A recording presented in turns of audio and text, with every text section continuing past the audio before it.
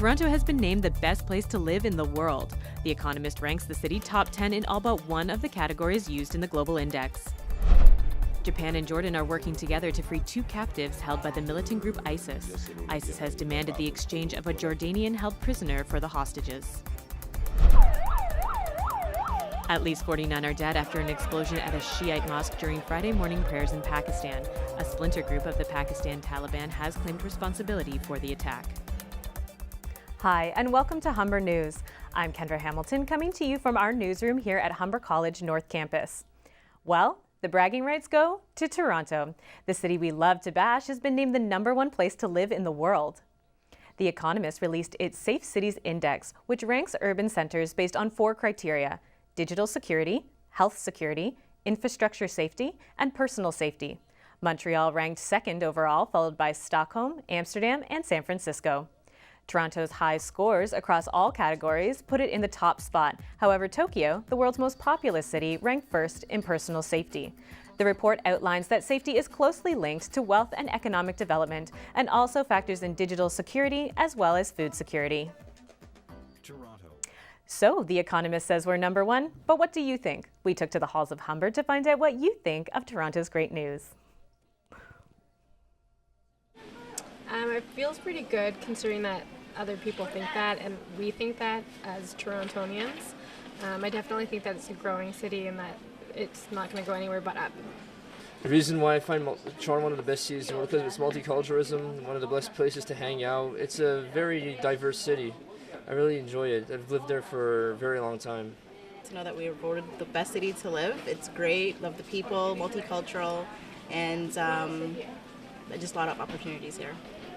It's multicultural. You got cultures all over the place, man. I'm not from here. I'm Guyanese. I came to this country and got to integrate myself into Canadian culture. I love it here. We may be the best city in the world, but snow and freezing temperatures have Torontonians bundling up as the city issues its 8th cold weather alert this year. Environment Canada is projecting temperatures to stay well below freezing into the weekend. The Department of Public Safety issues the alert when temperatures dip below -15 degrees. The City of Toronto expands its services for the homeless when the weather gets this bad, relaxing service restrictions and opening 2 24-hour drop-in centers. Overseas now, the people of Japan and Jordan remain hopeful today as they await the word on their hostages being held by the militant group ISIS. A large crowd gathered outside the Japanese Prime Minister's office today for a vigil. The countries are working closely to determine the fate of the pair since the sunset deadline passed yesterday. The deal would have a would-be suicide bomber released in exchange. Jordan says it will agree to the terms, but first wants proof their pilot is still alive. All this comes as ISIS is under pressure from U.S.-led airstrikes and Kurdish and Iraq troops.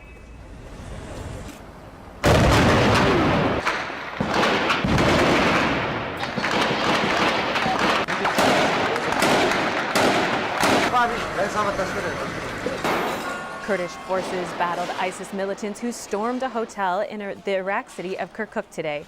Officials say a car bomb was detonated before the fighting began. They say the situation ended with 2 of the militants killed and 1 wounded.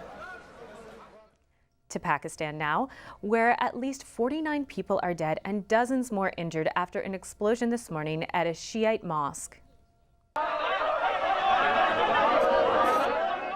The blast took place during Friday prayers in a small city in central Pakistan. A local doctor says they're still compiling lists of those who have been injured and killed. Several of the wounded have been taken to nearby cities for treatment. Police say it's unclear what caused the explosion, though a splinter group of the Pakistani Taliban has claimed responsibility. After months of searching, Malaysian authorities say they have identified the zone where the MH370 flight vanished nearly 1 year ago. Authorities called a news conference to reveal the area where they say the missing plane lies underwater in the southern part of the Indian Ocean. Yes, based on the available data that we have, this is a place. The area spans 60,000 square kilometers and the underwater search is expected to be complete by May. Meanwhile, the Malaysian Prime Minister is joining hundreds of people to pray for the lost passengers. Authorities are calling the disappearance of the plane an accident and all passengers are presumed to be dead.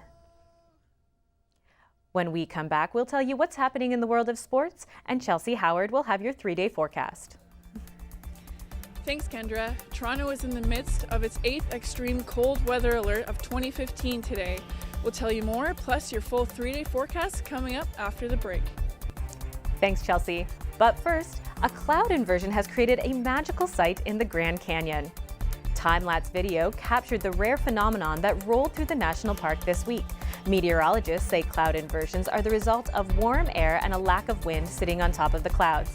This keeps the clouds close to the Earth's surface and prevents them from rising into the sky.